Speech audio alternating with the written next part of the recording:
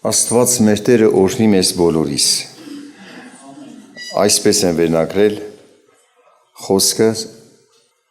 ապաշխարության մղող խոսքը վկայիր։ Այսինքն, ինչքան որ կարանամ օգնել, մտածենք, երբ որ մենք խոսում ենք մարդկանց հետ, ուզում ենք իբրև Աստծո գործերից խոսել, մեր խոսած խոսքը ընդունողը որքանով կպատրաստի իր սիրտը ապաշխարելու։ Արդյոք մեր խոսքը տանում է դեպի ապաշխարության,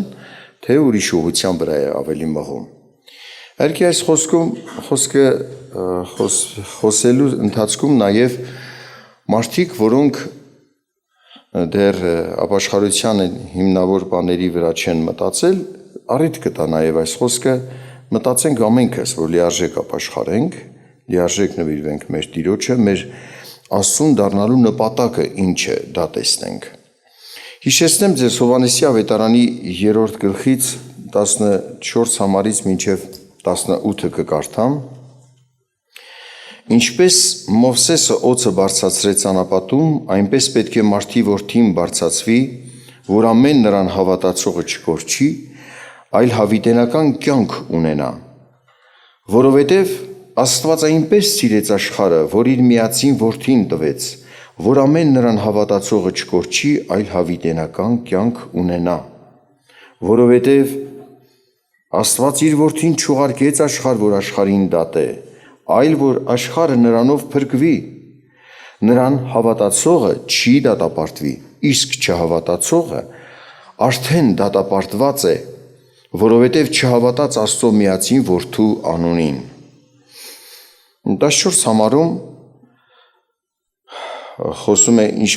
այն օրինակը, որ եղավ Մովսեսը օձը բարձրացրեց անապատում փայտի վրա, որ օձից խայթվածները, եթե կարդացել եք այդ դեպքը հիշեք, օձից խայթվածները նայում էին այդ պղնձե օձին, որ փայտի վրա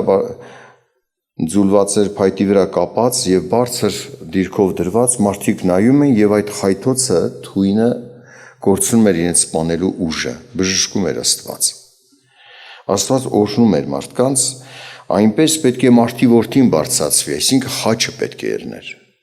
Քրիստոս, սա խոսում է Հովհաննես ավետարան 3-րդ գլխում նրա խոսքը, որ գրված է, գիտեր, որ պիտի խաչվի, հենց ինքն է խոսում սա։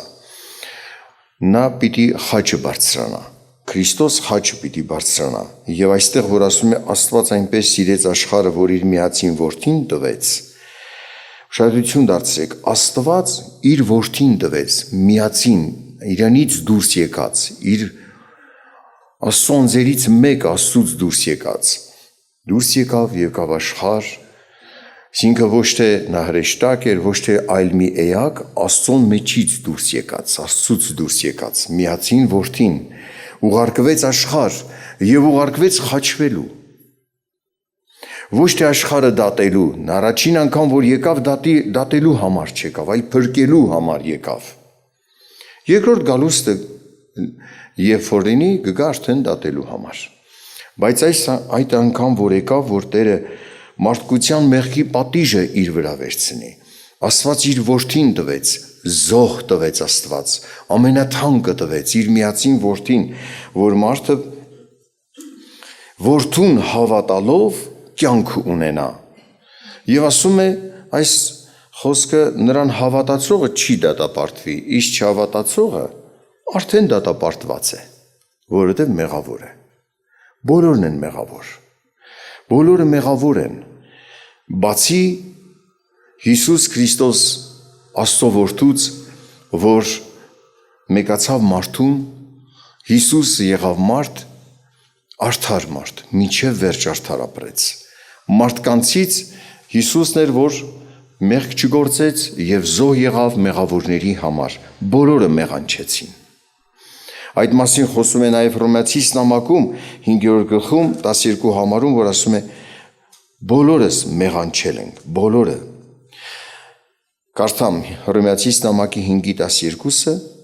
ինչպես մեկ մարդի ձեռով մեղքը մտավ աշխարհ եւ այն մեղքով էլ մահը, եւ այսպես մահը ամեն մարդկանց վրա տարածվեցավ, ըստ որում ամենքը մեղանչեցին։ Ինչու տարածվեցավ մահը բոլորի վրա, բոլորն էլ մեղանչեցին։ Իհարկե բացառություն Քրիստոսից։ Եթե մենք մտածենք, մենք մի երևելի անձնավորություն ենք, մեր ազգը երևելի է, շատ մարդիկ իրենց ազգին թունավորում են խաբեությամբ, այդ մենք գիտեք յուրահատուկ ազգ ենք։ Ասում են բոլորն էլ մեղանչել են, յուրահատուկ մարդ չկա, ազգ, ցեղ, անհատ, բոլորը մեղանչել են, բայց ցի Հիսուս Քրիստոս Աստծո որդուց։ Էլ մարդը իրեն չտանջի իրեն արդարացնելու համար, այլ Ավետարանի խոսքն է հայտնում արդարության ճանապարհը, հենց նույն Հռոմեացիս նամակի 4-րդ գլխի 24-25 համարները կարդամ, որ ասում է.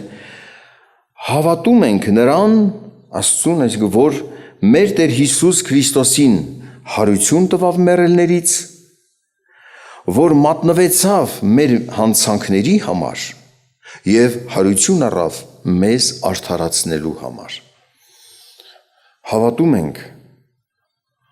Աստծուն, որ ուղարկեց իր որդուն, որը մատնվեցավ, այսինքն չարչարանքների մեջ մտավ, թողեց Աստված, որ մտնի չարչարանքների մեջ, մատնեց նրան նեղության մեր մեղքերի համար եւ քանի որ արդար էր հարություն առավ, իր հարություն առնելով նաև արդարացրեց իրեն հավատացողներին,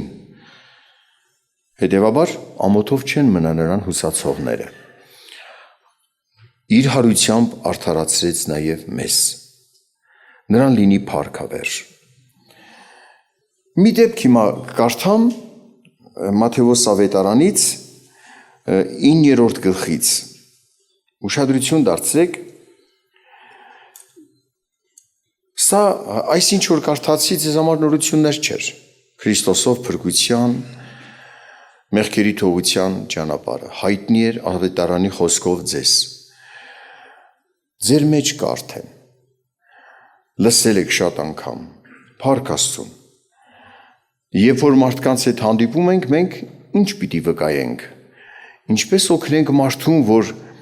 ապաշխարի, ընդունի Հիսուսին, մեղքերի թողություն ընդունի։ Այս հատվածը, որ ուզում եմ կարդալ, ուշադրություն դարձրեք, նպատակս վերջում ասեմ։ Մատթեոս ավետարան 9-րդ գլխի 27-ից մինչև 31 համարը կկարդամ։ Հիսուսը այնտեղից անցնելիս երկու կույր նրա ետևից գնում էին, աղաղակում եւ ասում. ողորմիր մեզ, որդի Դավթի։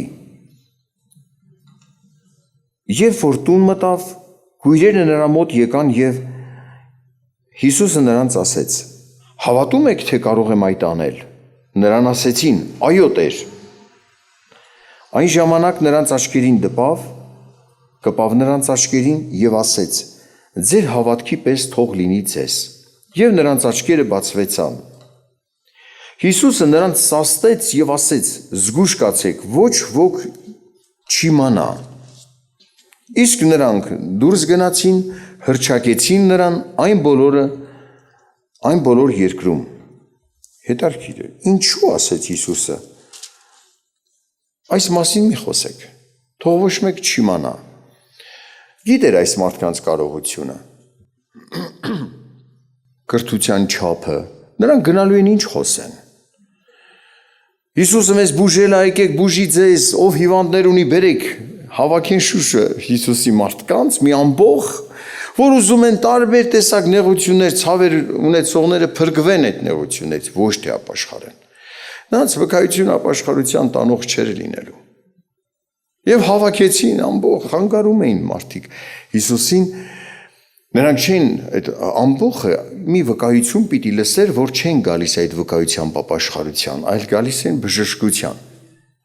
Եղել է մարդ, որ կարծես թե հոգևոր աշխատանք է տանում, վկայում է մարդկանց։ Իր զավակը բժշկվել էր, վկայում է մարդկանց, զավակս բուժվել է, մարդիկ իրեն վկայությունից դրդված գալիս են աստծոծառաների մոտ, գալիս են, բայց ոչ թե ապաշխարելու, ինչ որ հիվանդ ունեն, բերել են, որ այդ հիվանդը բուժվի։ Ասում եմ, որ դուք եկել եք ժողովուրդ ջան, Ինչ նպատակով եք եկել։ Եկեք ապաշխարելու, ով ձեզ պատմել է այդ բժշկության մասին, ինչ է վկայել։ Պատմել է, որ մեղքերի թողության վկայությունը եղավ, մարդը գիտակցեց այդ հիվանդը իր մեղավորությունը, ընդունեց Հիսուսին Տեր ու Փրկիչ, ապաշխարեց, որ հասավ նաև դրան, որ Տերը ողորմեց բժշկեց էլ, բայց բժշկություն առաջինը չէր։ Մեղքին ծառայելուց ազատվելն էր առաջին հարցը։ Չարի կամքը կատարելուց ազատվելն էր առաջին հարցը։ Այս մարդիկ չեն հասկանում, ես ինչ են խոսում։ Վկայողը ճիշտ չէր վկայել։ Ճիշտ աշխատանք չէր տարել։ Ուշադրություն դարձրեք։ Երբ որ հարուրապետը, որ իր ծառայի համար դիմեց Հիսուսին, հիշում եք, այդ ամբողջ դեպքերը չկարդամ, երբ որ տեսավ Հիսուսին գալիս էր, հեռվից տեսավ, մարդ ուղարկեց եւ ասեց, արժան չեմ, որ իմ տունը մտնես։ Բավական է, որ խոսքով ասես եւ իմ ծառան կբուժվի։ Դու իշխանություն ունես։ Ես էլ զինվորական իշխանություն ունեցող, սրան ասում եմ, տարես բանա տանում է, այս բանն արա անում է։ Այս մարդը իր ծառայի բժշկությունը ստանալուց հետո ինչպես կվկայեր, ինչ եք պատկերացնում։ Կասեր, ուզում ես 100-ապետ եղի, ուզում ես 1000-ապետ եղի, դու Աստծո առաջ փոքր մարդ ես։ Քո փոքրությունը, քո մեղավորությունը պիտի տեսնես։ Այս մարդու վկայությունը դա կլիներ, չէ՞։ Չէր ասի, բերեք հիվանդներին, Հիսուսը բուժում ա ձեզ, եկեք, ու մեկ էլ մի ամբողջ են հավաքում, իբրև թե աշխատանք են տարել, հեսա մարդիկ ապաշխարելու են, բայց այդ վկայությունները ապաշխարության տանող վկայություններ չեն։ Ասորի կինը, Փյունիկ, Ասորի կինը, որի աղջիկը բժշկվեց, հիշում եք։ Երբ որ մոտեցավ Հիսուսին, ասում էր, ողորմիր, իմ աղջիկաս բուժիր, լավ չէ, երեխաների հացն առեմ եւ շներին տամ։ Այս կինը ասեց, շներն էլ իրենց տերերի սեղաններից ընկած փշրանքներից են օգտվում։ Այսինքն բավական է, որ մի փշրանք եւ իմ աղջիկը բուժվի։ Ու պատկերացրեք, այս կինը ստացավ իր աղջկա բժշկություն, ասեց մեծ է քո հավատքը, քո հավատքի պես լինի։ Ինչ կվկայեր այս կինը, երբ որ մարդիկ ուզենային լսել իր աղջկա բժշկության մասին։ Կասեր, տարեք, ձեր երեխեքը բուժվի, կասեր, գիտեք ինչ, մենք կռապաշտ մարդ ենք, Աստծո առաջ են, որ ասում են, լավ չէ, որ հացը երեխաների շներին տամ, տեղին էլ ինձ ասեց, մենք կուրկ, պաշտող, կուրկերի մեջ շաղաղված մարդ ենք, պիտի ապաշխարենք։ Նրա վկայությունը կտաներ ապաշխարության, ոչ թե օտար շարժարիթով գային Աստծո առաջին։ Դրա համար մարդը ինչ որ վկայում է, պիտի ուշադրություն դարձնի։ Իմ վկայությունը, եթե մեկը լսեց, ընդունեց, կգնա դեպի ապաշխարության, թե օտար նպատակներով պիտի մոտենա Աստծո ժողովրդին, ծառաներին, գա հավաքույթի օտար շարժառիթներով։ Սա մեր ինքնակնության համար է։ Նաև մեր անձի համար, մենք որ հավատում ենք Աստծուն, որ ընդունել ենք Հիսուս Քրիստոսին Տեր ու Փրկիչ, արդյոք մենք լիարժեք ապաշխարել ենք, հասկացել ենք, մեզ հավիտենական կյանք է պետք։ Երկու հոգի խաչվեցին Հիսուսի հետ, երկու ավազակներ, երկուսի խոսքն էլ գրված է ավետարանում, նրանք մեռան, բայց նրանց խոսքը դարեց դար պատմվում է։ Մեկ ասում էր, եթե դու ես Աստծո որդին, քեզ էլ փրկիր, մեզ էլ։ Մյուսն ասում էր, Տեր, երբ որ գաս քո արքայությունով ինձ հիշիր։ Իր մեղավոր լինելը խոստովանեց, արժան եմ այս պատժին։ Ուշադրություն եք դարձնում, նա մեռավ։ Բայց նրա խոսքը պատմվում է որպես ճիշտ ապաշխարության վկայություն։ Երբ որ մարդը ուզում է ապաշխարել, այս մարդու պես թեկուզ մահվան շեմի մեջ է, սենց ասած, մեկ քայլ եւ արդեն գնում է, մեռնում է, խաչված է, տանջվում է, բայց ասում է, մենք արժանի պատիժ ենք կրում, իսկ նա արդար է, Հիսուս, երբ որ գաս ինձ հիշիր, քո արքայությունով երբ որ գաս։ Այս մարդու խոսքերը պատմվում է որպես ճիշտ ապաշխարության օրինակ։ Սա օրինակ է նաև մեզ համար։ Այն մարդիկ, որոնք անկեղծությամբ դարձել են Աստծուն, նրանց վկայությունը, Քրիստոսի մասին վկայությունը,